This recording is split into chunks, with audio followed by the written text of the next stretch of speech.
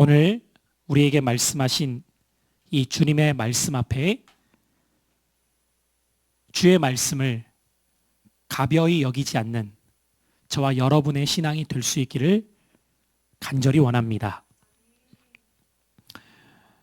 우리는 지난 석 달에 걸쳐서 성경적 세계관으로 무장하라는 큰 주제를 가지고 시간 말씀을 살펴가고 있습니다. 오늘은 13번째 시간으로 우리가 성경적 세계관을 갖고 이 땅을 살아가기 위해 반드시 알아야 될 것이 무엇인가를 계속해서 함께 나누고자 합니다. 우리가 세상을 알아야 되는 것도, 그리고 지금까지 흘러온 역사 속에서 문명과 기술의 발전과 인간의 모습들을 알아가는 이유도 결국은 어떻게 우리가 역사 속에서 일하고 계시는 하나님의 섭리가 있는가를 알기 위해서입니다. 결국 여러분, 성경은 이미 결론을 가르쳐 주고 우리에게 어떻게 살아가야 될까를 말해주고 있다는 것을 아셔야 됩니다. 베드로 사도를 통해 주께서 말씀하시기를 풀은 마르고 꽃은 시드나 주의 말씀은 세세 무궁토록 영원하도다. 여러분, 아무리 그 시대에 세계를 호령했던 사람이라 할지라도 그들은 지금 다 어디에 있습니까? 그들의 외침 소리를 우리는 어디에서도 들을 수 없습니다. 한 줌의 재가 되어 그들도 역사의 뒤안길로 지나갔습니다. 우리가 살고 있는 시대 속에서도 보이는 시계 세대 속에서는, 보이는 세상 속에서는 세상을 호령하며 힘을 과시하며 부자임을 자랑하는 사람들이 많이 있지만 결국 그 모든 것도 시간의 순서만 다를 뿐 지나가면 끝납니다. 그러면 우리는 이 기독교의 직선사관 가운데 알파와 오메가 되시는 하나님께서, 처음과 끝이 되시는 그분께서 어떻게 이 세상을 운행하고 계시며 다스리고 계시며 일하고 계시는가를 성경의 렌즈를 통해 세상을 볼 수 있어야 됩니다. 그렇다면 우리는 이렇게 성경의 렌즈를 가지고 세상을 보게 될 때에 반드시 질문하게 되는 중요한 세 가지 질문이 있음을 지난 시간 말씀을 반복해서 드렸습니다. 자, 한번 PPT를 넘겨보도록 하겠습니다. 제게 지금 안 먹는데 먹을 수 있도록 해주시고요. 보통 신념에 대한 한 사람의 세계관에 영향을 끼치는 세 가지 질문이 있다고 했는데, 첫 번째는 지난 시간 살펴보았던 것처럼 우주의 기원은 무엇인가? 다시 말하면 세상은 도대체 어떻게 시작된 것이지? 이 창조의 역사, 세상의 시작점을 어떤 렌즈로 바라보느냐에 따라 우리가 어떻게 살아갈지가 결정된다고 말씀드렸어요. 제가 지난주에 여러분에게 한 주를 살아가면서 이 관점을 갖고 살아보시라고 말씀을 드렸어요. 그건 무엇이었냐면, 내가 바라보는 세상이 어떻게 존재하게 되었을까를 볼 때마다 한번 질문해 보자. 여러분, 이번 주에 하늘 보셨어요? 하늘? 제가 군대에 있을 때, 군대에 입대하기 전에 군대를 다녀온 선배가 저한테 그렇게 이야기를 해주더라고요. 야, 군 생활을 하다 보면 참 힘든 일이 많아. 근데 힘들 때 정신없다고만 생각하지 말고 한 번씩 하늘을 올려다 봐봐. 그러면 여유가 생길 수 있어. 그래서 저는 그 말이 참 기억에 남아서 하늘을 굉장히 많이 봤던 것 같아요. 뭐 여유가 그렇게 생기진 않더라고요. 근데 많이 봤어요. 어쨌든 하늘을 봐야지, 하늘을 봐야지. 이번 주에 여러분, 하늘을 저도 여러 번 봤는데 얼마나 푸르르든지, 야, 더도 말고 덜도 말고 요즘처럼 날씨만 지속되면 좋겠다 싶죠. 1년 중에서 아마 365일 중에 지난주 같은 푸르른 하늘을 볼 수 있는 날이 한 달도 되지 않을 거예요. 이런 아름다운 날씨에 하늘을 안 본다? 정말 안타까운 인생인 겁니다. 아무리 바빠도 여러분, 요즘 이런 아름다운 하늘색은 보면서 여러분들의 심령이 메마르지 않아야 돼요. 누가 그 얘기를 하더라고요. 내가 동심이 있는지 없는지를 알 수 있는 것 중에 하나가 계절의 변화를 느끼느냐 못 느끼느냐래요. 여러분, 가을이 온 거 느끼세요? 어떻게 느껴요? 아우, 추워, 옷 입어야지. 그건 느끼는 거 아니에요. 그렇게 가을을 느끼는 게 아니라 단풍이 보이고, 제가 이번 주에도 교회를 오가면서 자유로에 단풍이 물들어가는 게 이제 보이는 거예요. 야, 단풍이 이렇게 아름답게 물들었구나. 하늘이 공활하다는 그 표현이 딱 어울릴 만큼 정말 그 아름다운 창공을 보고, 자연을 바라보면서 계절의 변화를 느끼며 우리는 질문하게 됩니다. 누가 이렇게 만드셨지? 똑같은 나무인데 계절마다 입는 옷이 달라져요. 누가 이렇게 만드셨지? 누가 이렇게 만드셨지? 답은 하나예요. 하나님이 그렇게 행하셨지. 히브리서 3장 4절은 말씀합니다. 집마다 지은 이가 있으니 만물을 지으시는 하나님이시니라. 그렇습니다, 여러분. 여기에서부터 인생을 출발하는 사람은 인생이 방황하지 않습니다. 왜냐? 출발점을 정확히 아는 자는 목적지가 어디를 향해야 될지 또한 알 수 있기 때문에. 여러분, 핸드폰에서 길찾기를 여러분들이 검색해 보면 반드시 두 곳을 지정하게 되어 있죠. 어디와 어디를 정하셔야 돼요. 출발지와 목적지를 반드시 정하셔야 돼요. 출발지가 있어야 목적지를 가르쳐 줄 수 있어요. 출발지가 없는데 목적지를 가르칠 수는 없습니다. 내가 지금 어디에서 출발했는지, 어디를 향해서 가고 있는지, 어느 곳에 도달해야 될지 세상에 있는 그 어떤 종교도 답을 내지 못합니다. 그러나 하나님의 말씀 성경은 로마서 11장 36절을 통해 분명히 우리에게 가르쳐 줍니다. 만물이 주께로부터 나서, 할렐루야. 만물이 어디에서 나요? 주께로부터 나서 주로 말미암고 주를 위해 살아간다는 거예요. 주께로 돌아감이니라. 여러분, 답을 알고 살아가는 인생이 되십시오. 그러면 하나님께서 이 온 땅을 창조하셨다는 사실을 우리는 성경 곳곳을 통해 찾아야 됩니다. 특별히 창세기 1장만이 아니라 지난주에 말씀드렸죠. 창조에 대한 기사가 성경에서 가장 많이 언급된 성경이 어디다? 시편이다.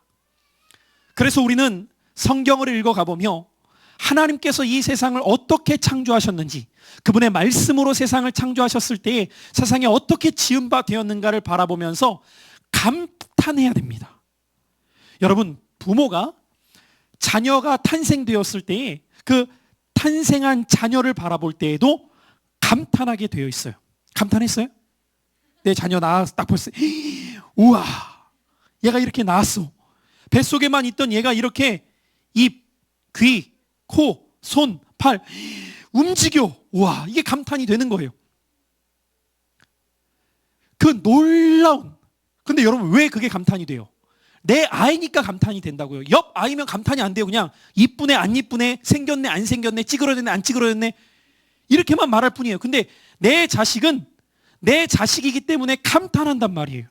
여러분, 우리가 세상을 볼 때 왜 감탄할 수 있는지 아십니까? 우리가 하나님의 자녀이기 때문이에요. 하나님이 세상을 만드실 때 세상을 바라보시며 뭐라고 말씀하셨죠? 보시기에 좋았더라. 이 좋았더라가 하나님의 감탄의 표현이세요. 여러분, 하나님은 감정 있으신 분이세요. 아세요 혹시? 하나님이 감정을 갖고 계신다는 걸?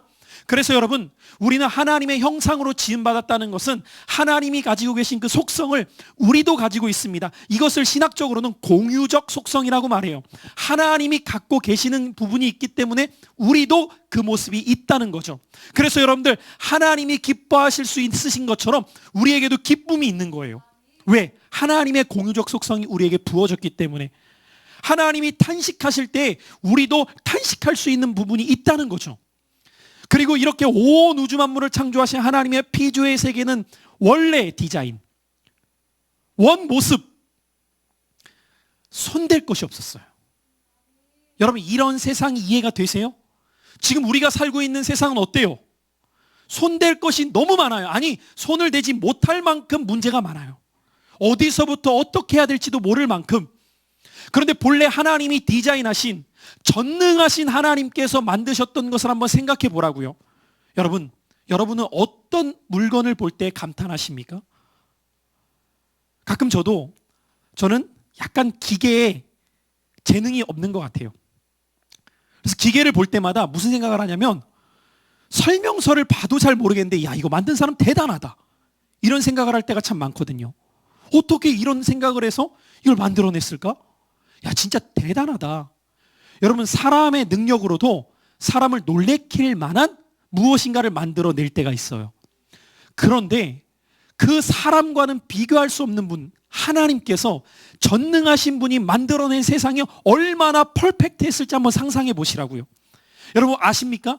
지금도 피조 세계는 오직 인간을 제외하고는 하나님 앞에 절대적으로 굴복하고 있다는 사실을, 만드신 바대로 그들이 행하고 있다는 것을 지난주에 살펴보았죠. 왜 바다가 넘치지 않죠? 하나님의 명하신 대로 행하고 있기 때문이에요. 1000년 전이라고 해서 지금과 다르냐? 바다는 똑같아요. 피조 세계가 왜 탄식하고 있을까요? 피조 세계는 존재의 목적이 딱 한 가지입니다. 하나님의 영광을 노래하기 위해서. 그래서 여러분, 영적으로 살아가는 사람은 같은 것을 바라봐도 전혀 다르게 보이는 거예요. 진거 집사님, 새가 노래해요, 새가 울어요? 에? 내가 지금 슬프면 새가 울어.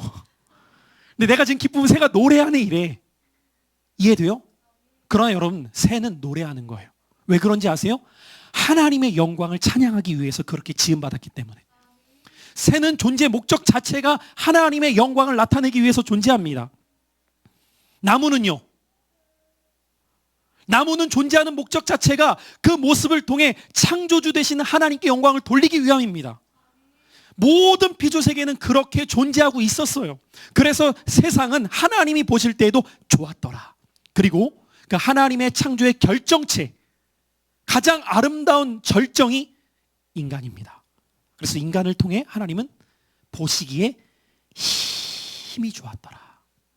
그런데 문제가 있어요. 여러분, 사람이 그렇게 볼 때 막 감탄이 될 만큼 막 힘이 좋아요? 유일하게 그것을 느낄 수 있을 때가 연애 초기 때입니다. 보기만 해도 좋아. 집사님 보면 요즘 좋아요? 네. 나 이 사람 때문에 막 너무 기뻐서 막 어쩔 줄 몰라. 막 기쁨을 이기지 못하겠어. 막 어떻게 해야 되지? 이런 느낌을 1년에 한 번이라도 받으면 다행이에요. 왜 그러냐 이거예요. 왜 그러냐? 도대체 문제의 기원이 뭐냐 이거예요. 그것이 바로 두 번째입니다. 같이 한번 읽어보죠. 시작. 문제의 기원은 무엇인가? 왜 이런 문제가 생겼지? 이 답을 찾아야 돼요. 이렇게 아름답게 피조 세계를 만드신 하나님의 손길인데 왜 지금 세상은 이렇지? 하나님의 형상대로 지음받은 인간은 왜 이렇지?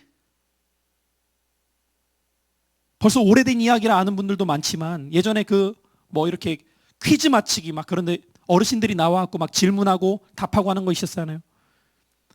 질문이 그거예요. 답이 그거예요. 천생연분. 네. 할머니가 할아버지한테 당신과 내가 뭐지? 그랬더니 할아버지가 왼수 막 이래가지고 막 웃음바다가 되었던 그런 막 프로들을 우리가 볼 때가 있잖아요. 분명히 사람과 사람이 만날 때도 서로 너무 기쁨을 이기지 못해야 되는데 그래야 되는 것이 정상인데 그렇지 않단 말이에요. 그렇게 사랑스러워 보였던 그 사람과 결혼을 했는데 왜 기쁨이 없냐 이거예요. 알면 알수록 좋아요, 부담스러워져요? 속으로 대답해요. 여러분 한번 하나님께서 당신의 형상대로 인간을 지으셨다고 하는데 뭐가 문제냐 이거예요. 뭐가? 오늘 이 부분을 같이 생각해 보고자 합니다. 성경은 이것을 한마디로 타락이라고 말합니다. 세상의 모든 악의 고통의 기원은 무엇인가? 라고 할 때 그 답을 뭐라고 말하느냐? 타락이라고 말해요. 자, 그렇다면 우리가 이 타락에 대한 부분을 생각하기에 앞서서 본래 오리지널 디자인을 알아야 됩니다. 나와 여러분이 본래 지음받았던 상태가 어떤지를 알아야 그 상태로 돌아가기를 바라게 돼요. 처음부터 이러지 않았다는 거예요. 여러분, 지난번에 제가 한번 이런 말씀을 드렸죠. 세상은 점진적 발전을 이야기한다. 그러니까 예전보다 지금이 좋다, 안 좋다? 좋다. 점진적 발전이니까 지금보다 내일이 더 좋을 거다, 안 좋을 거다? 좋을 거다라고 말한다니까요, 세상은. 그러나 성경은 그렇게 말하지 않아요. 갈수록 더 문제가 생긴다. 왜? 오리지널 디자인에서 망가졌기 때문에. 여러분, 만약에 세상의 원리를 따라 우리가 살아가게 된다면 지금이 나의 베스트라니까요. 근데 나는 나를 알아요. 내가 얼마나 악한 존재인가를. 다른 사람은 나의 겉모습만 보지만 나는 내 속모습을 보잖아요. 같이 사는 사람조차 온전히 사랑하지 못하는 것이 나임을 내가 안다니까요. 그런데 지금이 베스트라고요? 더 나아질 거라고요? 근데 시간이 지나가도 안 나아져. 아니, 더 심각해져. 왜 그러냐 이거예요. 오리지널 디자인, 인간의 타락 이전의 상태는 어떠했는가? 우리가 몇 가지로만 한번 생각해 보죠. 첫 번째, 죄의 성질이 없었다는 거예요. 그것을 우리는 오리지널 신, 원죄라고 말합니다. 여러분, 인간은 원래 지음받았을 때에는 죄가 없었던 존재였어요. 이것이 왜 그토록 중요한지 아십니까, 여러분? 죄의 성질이 없었다는 것은 우리의 생각 자체가 악한 것을 생각할 수 없었다는 거예요. 여러분, 우리가 제일 힘들 때가 뭐죠? 선한 생각을 하고자 하는데 자꾸 악한 생각이 들어올 때가 있다는 거죠. 대표적으로 미움, 짜증, 불평, 분노, 시기, 원망, 이런 마음들이 우리 안에 막 들어와요. 비교의식 가운데 막 상처. 근데 본래 인간은 그렇지 않았다는 거예요. 우리 오리지널 디자인의 모습은 전혀 악한 것을 생각하지 않을 만큼, 여러분, 이런 상태로 우리가 돌아간다면 얼마나 좋겠어요.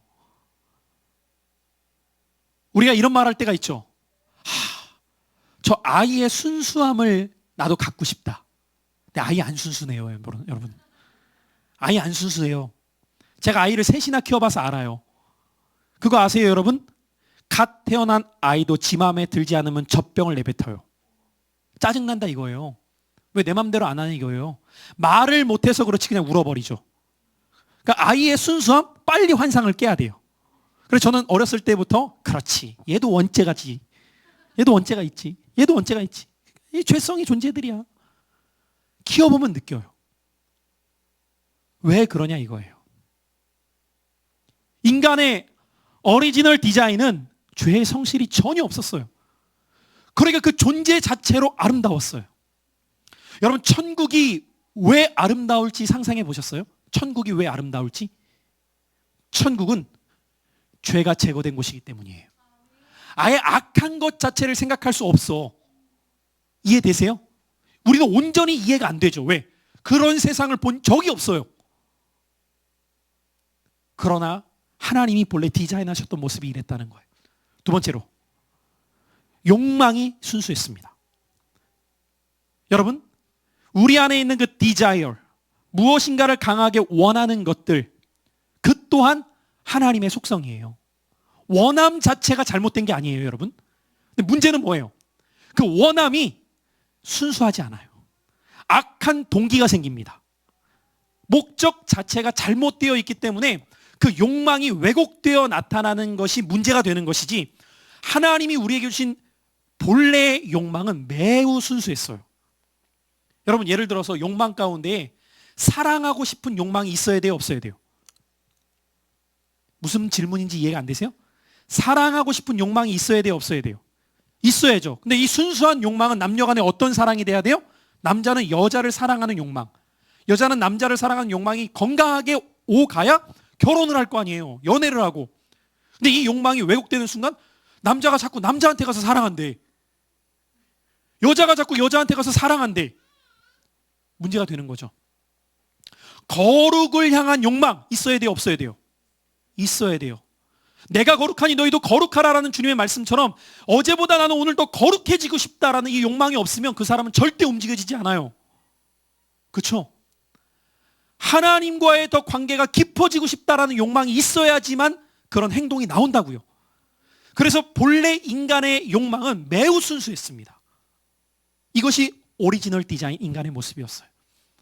그러니까 여러분, 우리가 거룩해지는 것이 왜 중요하냐면, 거룩하게 되는 순간 우리의 욕망 자체가 그 거룩을 향해 추구하게 되어 있습니다.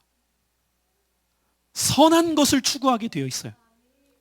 이것이 본래 우리의 모습이에요. 자, 그런가 하면 세 번째로, 우리 모든 사람에게는 본래 성령님께서 내재해 계셨습니다. 성령님이 우리와 함께하고 계셨어요, 본래. 그래서 우리가 하나님과 교제할 수 있었던 거예요. 왜? 그리스도의 영이신 성령께서 우리 안에 내재해 계시기 때문에. 하나님은 영이시잖아요. 근데 어떻게 하나님과 대화하고 교제가 가능할까요? 성령이 우리 안에 내재하기 때문에 가능한 겁니다. 그런데 보세요. 모든 이 땅에서 태어난 인간은 타락 이전에 태어난 존재가 없습니다. 그러니까 이 세 가지의 모습이 정반대로 나타나요. 정반대로. 자, 그러면 이렇게 타락한 인간의 모습 가운데에서 죄가 세상에 들어옴으로 말미암아 타락 이후에 나타나게 된 몇 가지 뚜렷한 현상을 성경은 우리에게 말씀하고 있는데, 그 현상을 우리가 말씀을 쫓아 한번 읽어보도록 하죠. 창세기 3장 24절의 말씀 먼저 읽어봅니다. 시작. 이같이 하나님이 그 사람을 쫓아내시고 에덴 동산 동쪽의 그룹들과 두루도는 불칼을 두어 생명나무의 길을 지키게 하시니라. 생명과를 다시 먹을 수 있는 기회가 박탈됩니다. 자, 그 말은 뭘 의미해요? 영원한 생명을 잃었다는 거예요. 타락한 인간, 죄 가운데 거하게 된 인간, 하나님께서 먹으면 반드시 죽으리라고 하셨던 그 선악과를 따먹은 인간에게 나타난 인간의 상태가 어떻게 되었느냐? 영원한 생명을 상실합니다. 그래서 여러분, 본래 인간은 지음받았을 때부터 하나님의 속성을 우리가 본받아가게 되었다고 했죠. 그 하나님의 속성 중에 하나는 영원성입니다. 여러분, 그래서 인간은 영원히 존재하게 돼요. 다만 육과 영이 지금은 하나로 되어 있다가 썩을 육체가 이 땅에서의 삶이 끝나는 순간 육과 영이 분리될 뿐이죠. 그리고 그 우리의 영혼은 영원히 지속됩니다. 참 놀랍게도 모든 나라의 구전을 보면은요, 기독교 복음을 듣기 전부터도 인간의 영혼에 대한 영원성을 다 이야기하고 있다는 거예요. 우리나라는 그걸 뭐라고 이야기했어요? 유교를 통해? 내가 죽으면, 사람이 죽으면 어떻게 된다? 끝이다라고 말하지 않아요. 여러분, 조상이 어떻게 돼 있어요 지금? 구천을 떠돈대. 왜? 진리를 모르니까 그렇게 말하는 거야. 끝은 아니라고 생각을 하는 거야. 그럼 뭐 하고 있을까 조상이? 구천을 떠도는 거야. 어딘가를 떠돌다가 내가 제사밥 차리면 와서 먹는데 364일 굶다가 그때 와서 먹어야 돼, 딱. 그게 인간이 진리를 모를 때 행했던 어리석음이에요. 불교는 뭐라고 해요? 불교는 무시무정, 돌고 돈대, 환생이래. 끝이라고 말하지 않죠. 그러니까 이 땅에서 잘해야 돼. 왜? 그래야 다시 태어날 때 인간으로 태어날 수 있어. 야, 근데 최고가 인간인데 인간의 인생은 고해래, 고통의 바다래. 뭐야? 존재 자체가 불행해. 여러분, 어느 종교를 보더라도 고등 종교의 공통점은 내세관이 있다는 거예요. 하등 종교는 내세관이 없어. 근데 고등 종교는 반드시 내세관에 대해 이야기해. 왜 그럴까요? 하나님이 인간 마음속에 솔로몬을 통해 이야기한 것처럼 영원을 사모하는 마음을 주셨기 때문에 진리를 알든 모르든 그것을 느끼고 있다는 거예요. 그런데 문제는 뭐예요? 생명나무를 더 이상 취할 수 없게 되면서 영원한 생명을 잃게 되었다. 이것이 인간이 타락한 다음에 얻게 된 불행이다. 두 번째로 창세기 6장 3절 한번 읽어보죠. 시작. 여호와께서 이르시되 나의 영이 영원히 사람과 함께하지 아니하리니. 나의 영이 누구를 말씀하시죠? 성령님. 타락 전에는 성령님이 내재해 계셨어. 근데 세상에 죄가 들어오면서 타락하게 되었을 때 나타난 인간의 불행, 성령이 떠나셨습니다. 그러니까 여러분들 특별히 구약 성경을 보세요. 왜 여러분이 진짜 놀라운 시대에, 은혜의 시대에 살고 있는지를 아셔야 되는데, 구약 시대에는 성령이 누구에게 임했어요? 하나님께서 택한 특별한 사람들에게만 성령이 임하셨습니다. 그 외에는 성령의 내재하심 자체가 뭘 의미하는지 아예 몰라. 경험을 못해. 그러나 예수 그리스도 이후에 복음 시대가 열리면서, 은혜 시대가 열리면서 내가 말세에 내 영을 너희들에게 부어줄 것이다. 만민에게 부어주리니. 타락한 인간에게 나타난 두 번째 특징은 무엇이냐면 우리 안에 거하셨던 성령이 떠나십니다. 자, 여쭤볼게요. 성령이 떠난 사람은 하나님과 교제가 될까요? 안 될까요? 이게 불가능하다는 거예요. 그래서 모든 사람은 나면서부터 저절로 하나님을 알 수가 없는 거예요. 내 안에 성령이 안 계시니까. 그런데 여러분, 놀라운 일이 생겨요. 예수 그리스도를 믿고 내 안에 성령님이 내주하시게 되면 똑같이 눈에 보이지도 않고 손에 잡히지도 않고 귀에 들리지도 않았는데 하나님이 믿어져 안 믿어져요? 믿어져요. 하나님과 교제가 돼야 안 돼요? 된다는 거예요. 이게 이해가 안 된 사람은 거듭나지 못한 사람인 거예요. 누구든지 그리스도의 영이 없으면 그리스도의 사람이 아니라. 그러니까 여러분, 우리는 이성으로 하나님과 교제하는 것이 아니라 영적인 모습으로 하나님과 교제하게 되어 있다는 거예요. 그게 아예 인간이 지음받은 목적이기 때문에, 그리고 그렇게 지음받았기 때문에, 원래의 디자인이 그런 모습이었기 때문에. 그런데 타락한 인간은 내재하고 계셨던 성령이 떠나십니다. 여러분, 지금 저희 교회 설레임에서는 이제 돌아오는 주까지 성경을 읽으면 1차 성경 통독반이 마무리 짓게 되는데, 에스겔을 지금 읽고 있는데 에스겔 11장에 보면은 하나님께서 그분이 예루살렘에 거하고 계셨다가 떠나시는 모습이 나옵니다. 예루살렘의 죄악으로 말미암아 더 이상 그들과 함께 하시지 않고 그분의 마차를 타시고 떠나세요. 주가 떠나가게 될 때 그들은 에스겔 선지자에게 환상을 보여줄 때 어떻게 보이게 하시느냐? 마른 뼈입니다. 분명히 겉으로는 살아있어요. 그러나 그들의 영적인 상태를 어떻게 보여주시냐면 마른 뼈예요. 마른 뼈. 죽었다는 거예요. 그래서 바울은 에베소서 2장 1절의 말씀을 통해 이렇게 가르쳐주고 있습니다. 그때에 같이 한번 따라해 보시죠. 너희는 허물과 죄로 죽었도다. 죽을 것이다가 아니에요. 완료형이에요. 죽었도다. 왜요? 하나님께서 오늘 우리가 본문으로 읽었던 창세기 2장 16절로 17절에 분명히 말씀하셨기 때문에 선악과를 따먹는 날 반드시 죽으리라. 여러분, 여쭤볼게요. 여기에서 주께서 말씀하신 반드시 죽으리라는 의미는 육적인 죽음일까요? 영적인 죽음일까요? 만약에 육적인 죽음을 의미했다면 그 순간 아담과 하와는 죽었어야 돼요. 근데 안 죽었어요. 분명히 선악과 따먹었는데 안 죽었단 말이에요. 그러면 하나님 말씀 죽는다고 했는데 안 죽네, 그런 의미일까요? 아니에요. 그들의 영이 죽었다는 겁니다. 더 이상 하나님과 바른 교제가 이루어질 수 없는 상태에 이르게 되었다는 것이죠. 이것이 타락한 인간에게 주어진 두 번째 불행이에요. 세 번째, 로마서 7장 20절입니다. 같이 읽어보죠. 시작. 만일 내가 원하지 아니하는 그것을 하면 이를 행하는 자는 내가 아니요 내 속에 거하는 죄니라. 여러분, 우리의 마음이라고 하는 것은요, 빈 상태로 있지 않습니다. 죄를 짓기 전, 타락 이전의 상태에는 성령이 내주하셨어요. 우리 안에 성령이 거하셨어요.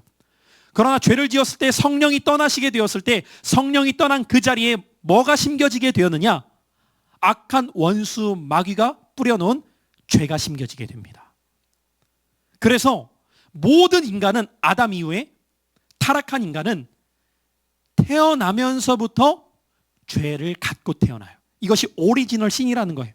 원죄. 그냥 태어나면서부터 모든 사람은 그 심령에 죄가 뿌리 내리게 된 거죠. 여러분 보세요. 뿌리가 내려졌으면, 오늘 성은 전도사님이 새로운 예배 때 찬양 인도를 하면서 그 얘기를 했죠. 씨를 뿌리고 모종을 심으면 반드시 뭐가 나요? 자라고 열매가 나요. 근데 이 씨는 두 가지입니다. 생명의 씨앗이 뿌려질 수도 있지만 죽음의 씨앗이 뿌려질 수도 있어요.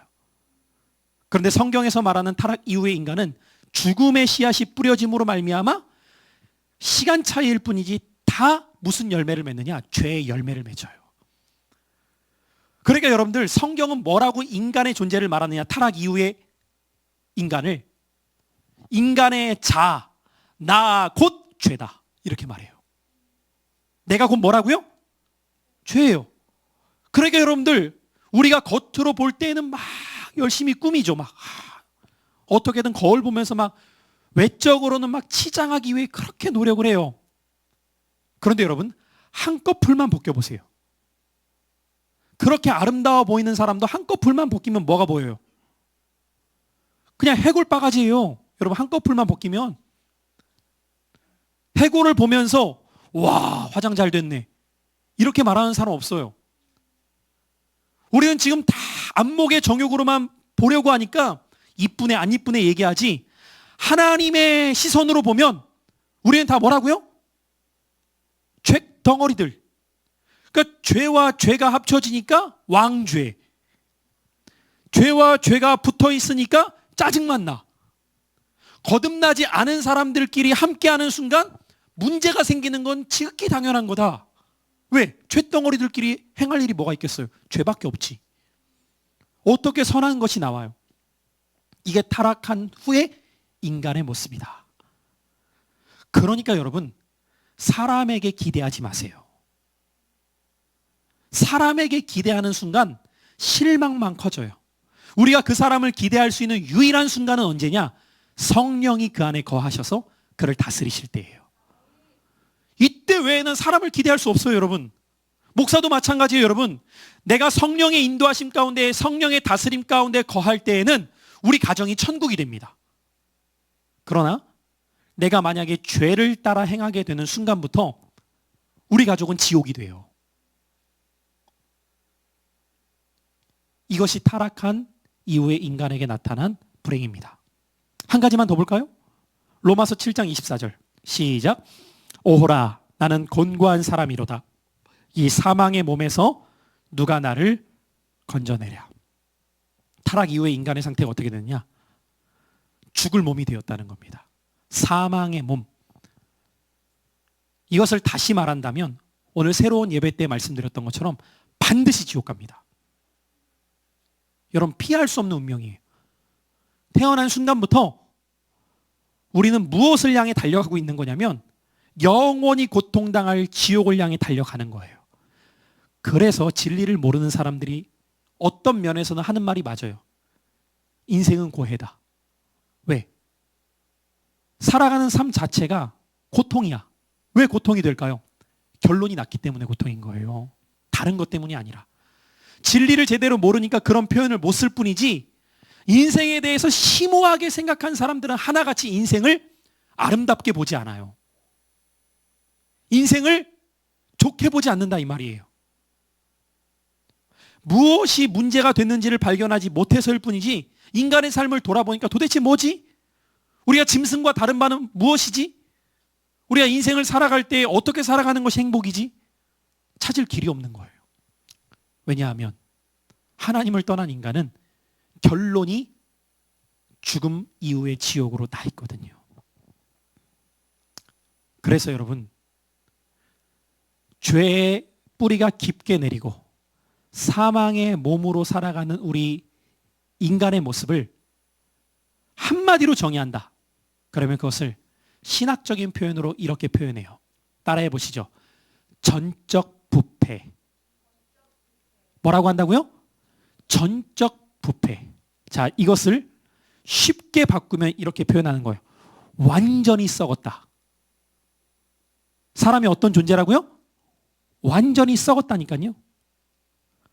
그러니까 여러분들, 죄 가운데 살아가는 사람을 볼 때 우리는 그냥 기분 나쁘니까 그렇게 표현만 못하는 거지, 이렇게 보면 정확한 거예요. 이 사람 완전히 썩은 사람이야. 상했어. 변질됐어. 오염됐어. 그래서 하나님께서는 예레미야 선지자를 통해 말씀하셨습니다. 17장 9절 함께 읽죠. 시작. 만물보다 거짓되고 심히 부패한 것은 마음이라. 누가 능히 이를 알리오마는. 심히 부패했대요. 완전 썩었대요. 그게 인간의 마음이래요. 여러분, 우리가 찬양으로 부르는 이런 곡이 있죠. 보소서 주님 나의 마음을. 그 다음 가사가 뭐예요? 선한 것 하나 없습니다. 제가 볼 때에는 운율상 가사를 하나 더 넣어야 되는데 빠진 거예요. 선한 것 하나도 없습니다. 이렇게. 선한 것 하나도 없습니다. 하나도 없는 거예요. 선한 것 하나도. 그게 우리예요. 이 상태를 알아야 구원의 길을 찾습니다. 이 상태를 알아야 헛된 기대를 하지 않아요. 그러나 진리를 모르는 사람은 늘 헛된 기대 심리를 심겨줄 뿐이에요. 우리가 공산주의에서도 배웠고 세상에서 유토피아를 꿈꾸는 사람들에 대한 이야기를 다룰 때에도 그들이 늘 사람들을 현혹시키는 방법이 무엇이냐? 지금보다 나은 세상을 만들어 주겠다.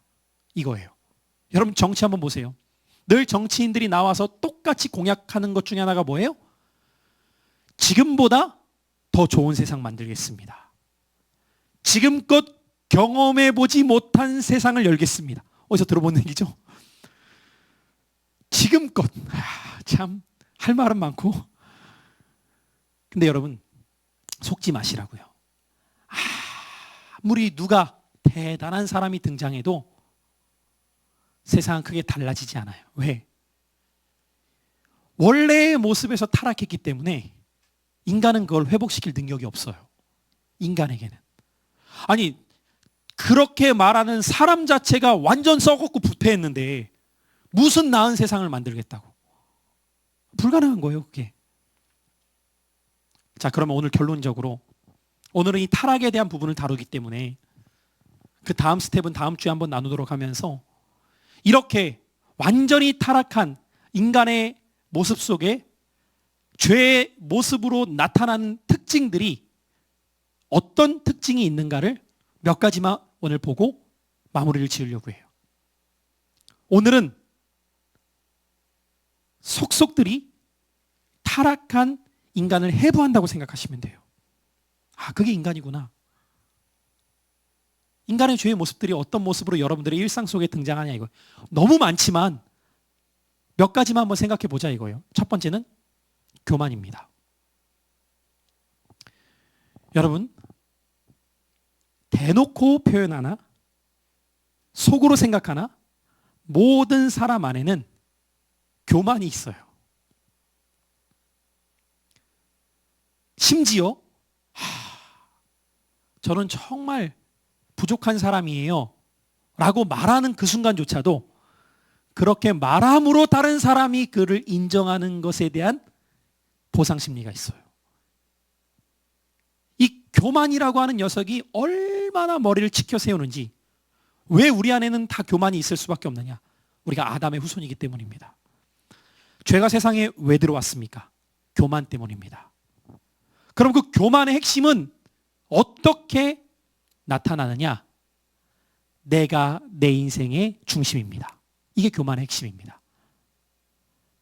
sin이라고 하는 단어, 죄라고 하는 단어, sin이 영어로 sin이죠. 이 단어의 가장 중앙에 있는 단어가 뭐예요? I. sin의 I가 중심이죠. 내가 중심이라는 거예요. 이게 죄입니다. 교만을 우리가 여러 가지로 설명할 수 있지만 가장 쉽게 정의해 본다면 내가 내 인생 주인 되는 겁니다. 내가 중심이에요. 하나님이 주인이 아니에요. 그러니까 이 세상 사람들이 왜 다 교만한 가운데 살아가느냐? 하나님을 만나 거듭나기 전까지는 내가 내 인생의 주인처럼 다 살기 때문입니다. 어린아이든 나이든 사람이든 똑같아요. 자기중심적 성향. 이 모습이 우리 안에 다 있기 때문에 부딪히는 거예요. 여러분 보세요. 부부싸움이 왜 일어나요? 부부싸움이 일어나는 이유는 간단해요. 남편은 내 뜻대로 하고 싶어요. 아내는 내 뜻대로 하고 싶어. 둘이 충돌해. 그러니까 싸우는 거예요. 님의 뜻대로 하소서 하면 싸울 일이 없어요. 뭐 먹느냐로 싸워. 나는 피자 먹고 싶대. 나는 된장찌개 먹고 싶대. 피자 먹으라고 싸워. 놀러 가는 것 때문에 기분 좋게 시작했다가 싸워. 남편은 산가재, 아내는 바다가재. 이걸 말을 교묘하게 바꿀 뿐이에요. 여자들 중에 이런 분들 많아요. 남편이 물어. 어디 갈까? 당신이 원하는 대로 해요. 그래? 산 가자, 산. 산이요? 묻지를 말든가. 산 가자고 하면 그냥 당신이 원하는 대로 그럼 산 가면 되는데 산이요? 무슨 말이에요? 산은 아니라 이 말이야. 그죠? 뭐 먹을까? 당신 먹고 싶은 대로 먹어요. 그래, 그럼 오늘은 고기 먹자. 고기를 또 먹을까요? 아, 왜 물어? 그럴 거면 묻지를 말고 그냥 네가 먹고 싶은 거 얘기를 해. 아니, 먹고 싶은 건 또 없대. 환장을 노릇이죠. 그게 우리예요. 자기 중심성. 세상이 나를 중심으로 돌아가야지 다른 것을 중심으로 돌아가는 순간 견딜 수 없는 모습. 이게 교만이에요. 그러니까 여러분, 거듭나지 않고 성령의 다스림을 받지 않는 사람들끼리 모여있으면 교회도 지옥이 됩니다. 간단한 원리예요. 왜? 왜 상처받아요, 여러분? 신앙생활하면서. 나 중심으로 맞춰주지 않았다 이거예요. 두 번째로, 포악입니다. 여러분, 앞서 말씀드렸던 것처럼 본래 타락 전 인간의 특징 중에 하나는 욕망이 순수하다고 했어요. 그렇죠? 그런데 타락 이후에 인간의 죄의 모습들로 어떤 모습이 나타나게 되느냐? 무자비함. 이 무자비함을 우리에게 대표적으로 보여주는 사람이 가인입니다. 여러분, 왜 무자비함이 나타나죠? 왜 포악함이 나타나죠? 거절받음에 견딜 수 없는 거예요. 거절받음에. 그러니까 여러분, 우리가 세상을 살아가다 보면 어떻게 인간의 탈을 쓰고 저런 일을 할 수 있지 싶은 행동들을 하는 사람들의 공통점을 보면은요, 유아기 시절부터 인정받지 못한 모습, 거절당한 모습을 많이 경험했던 사람들이 그 안에 포악한 모습이 내재되어 있다가 폭발하는 겁니다. 갑자기 돌출 행동을 하죠. 갑자기가 아닌 거예요. 쌓여 있었을 뿐인데 그게 터져 나오는 거죠. 무자비예요. 여러분, 사람이 얼마나 무자비한지 아십니까? 나랑 직접적인 관련이 있는 일이면 작은 손해도 견디지 못하다가 옆집에 사람이 죽어도 나와 관계 없으면은 버젓이 자요. 아무 문제 없이 살아가요. 이게 무자비함이에요. 나에게 이익이 되는 일은 싸워서라도 뺏어요. 그러나 나에게 관심이 없는 일, 해가 되는 일, 필요 없는 일은 철저히 단절합니다. 이 무자비함이 우리 인간에게 나타나요. 왜? 그것이 죄의 모습이기 때문에. 그러니까 지금 말씀드리는 건 열매예요, 열매. 죄로 인해 나타나는 다양한 열매. 세 번째, 음란입니다.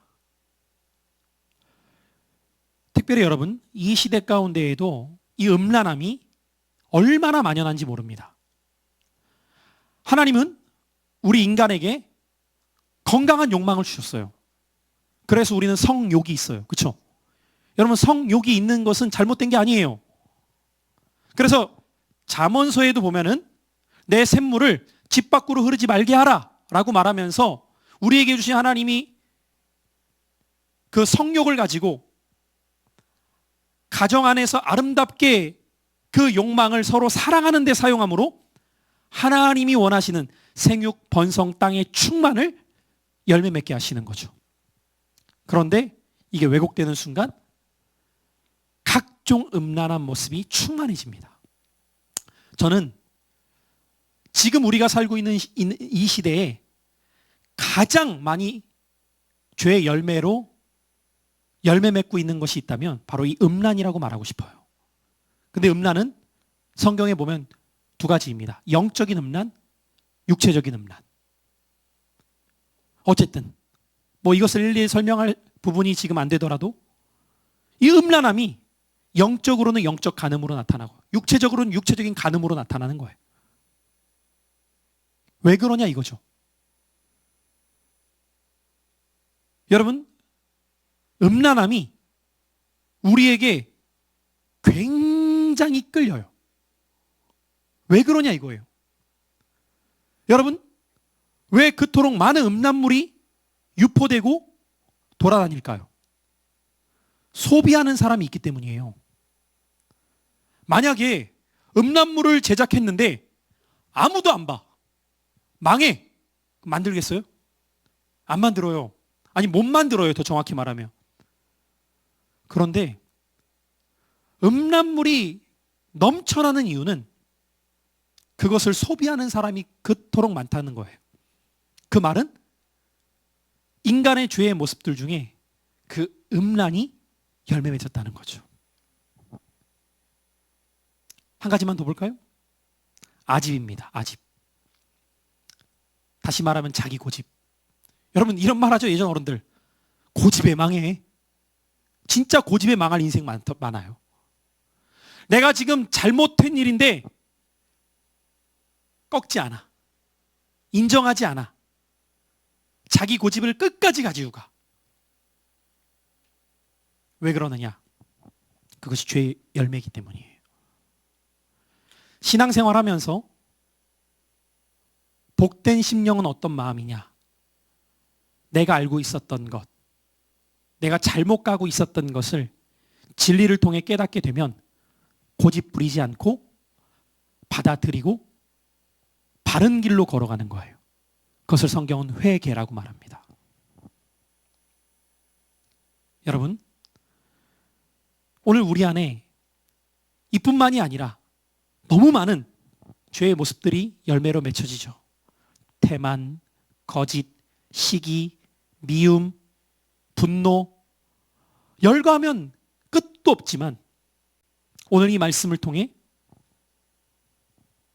우리가 세상을 어떻게 바라봐야 될까요? 왜 세상이 이렇게 돌아가는 걸까요? 성경은 그 이유를 아주 분명하고 단호하게 말합니다. 타락했기 때문에. 죄가 세상에 들어왔기에. 다시 말해 하나님의 말씀에 거역하고 반역했기 때문에. 그러면 이 상태에서의 세상은 결코 소망이 없습니다. 그래서 어떻게 이 문제를 해결받을 수 있는지를 우리가 바로 알아야 되는 거예요. 이제 그 부분을 다음 주에 이어가게 될 때 오늘 말씀의 결론은, 사랑하는 성도 여러분, 세상이 본래의 모습에서 왜 이렇게 되었는가를 우리가 바로 알고 인간에게는 소망이 없다는 것을 인정하십시오. 그리고 그 말은 나도 나를 믿어서는 안 된다는 거예요. 내가 나를 믿는 것이 아니라 나를 거듭나게 하사, 나를 다시 태어나게 하사, 나를 새롭게 하사 하나님의 뜻대로 살아가게 하시는 성령의 인도하심을 받아야 하는구나. 그리고 세상이 본래의 모습으로 회복되기 위해서는, 지금의 상태가 아니라 본래의 모습으로 회복되기 위해서는 무엇이 필요한가를 우리가 정말 바로 깨닫게 될 때 정치, 경제, 사회, 문화, 교육, 기술 여기에 가치를 매기는 것이 아니라 세상은 주님이 필요하다. 그래서 우리가 이 사실을 전하는 사명이 있음을 먼저 깨닫고 살아가는 거룩한 주의 백성들 되어야 할 줄 믿습니다. 오늘 말씀을 기억하시며 여러분이 이 한 주를 살아갈 때에도 세상이 왜 이래? 사람들이 왜 이래가 아니라, 아, 그렇구나. 타락했기 때문이구나. 부패했기 때문이구나. 다른 방법이 없구나. 새롭게 태어나는 것 외에는, 거듭나는 것 외에는, 그래서 예수 복음 외에는 다른 길이 없다. 다른 길이 구원의 길이 아니다. 오직 예수 복음만이 구원의 길이다. 깨닫게 되시기를 축복하겠습니다.